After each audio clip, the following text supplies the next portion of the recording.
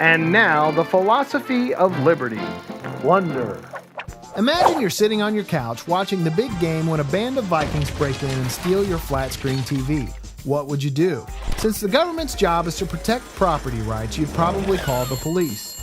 With any luck, you'd get your TV back, the Vikings would be brought to justice, and life would go back to, normal. Until, 3 months later, the Vikings escape from prison, and guess what? They still want your TV. Only this time, they hire the mafia to get it for them. Is there really any difference? Hardly. You don't have your flat screen, and the Vikings are still responsible, even if they didn't physically steal it. With any luck, you'd eventually get your TV back, the Vikings and the mafia would be brought to justice, and life would go back to... Okay, there's probably no such thing as normal after that. So what if the mafia decided to donate the flat screen to a family less fortunate than yours? God bless us, everyone.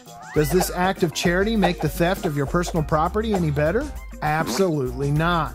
Anytime anyone steals your property, for any reason, with or without the help of the mafia, it's a criminal act of aggression. So what do Vikings and the mafia have to do with Frédéric Bastiat? Not much, but Bastiat once said, "Government is a great fiction where everybody seeks to live at the expense of everybody else." Bastiat observed that instead of hiring the mafia, contemporary Vikings lobby Congress to get what they want.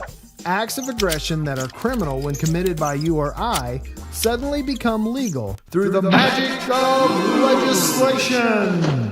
In this way, individuals or groups of people are able to steal life, liberty, and property of others with the protection and assistance of the government.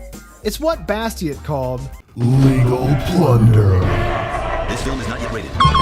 What does legal plunder look like? Sometimes legal plunder is easy to see. When banks or businesses get billions of dollars in bailouts, that's legal plunder. When legislation forces you to buy insurance for yourself or others, that's legal plunder. Other times, legal plunder is harder to spot and may even appear to benefit society, like federal farm subsidies or Social Security. But anytime wealth is forcefully transferred from one person to another, it isn't charity. It's just another form of legal plunder.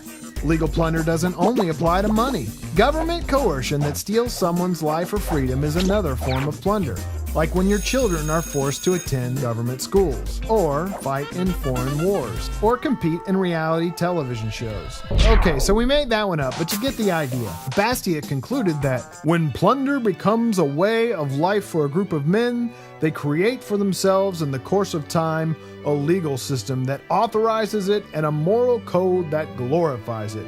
In other words, legal plunder transforms citizens into competing bands of Vikings while transforming the government into a powerful mafia, carrying out acts of organized crime against the natural rights our founding fathers established it to protect. In this vicious cycle, it's just a matter of time before the neighbor we plundered uses the government to plunder us. So the next time you see the helpful hand of government at work, ask yourself this: who is being plundered to make this possible? Don't be surprised if the answer is you.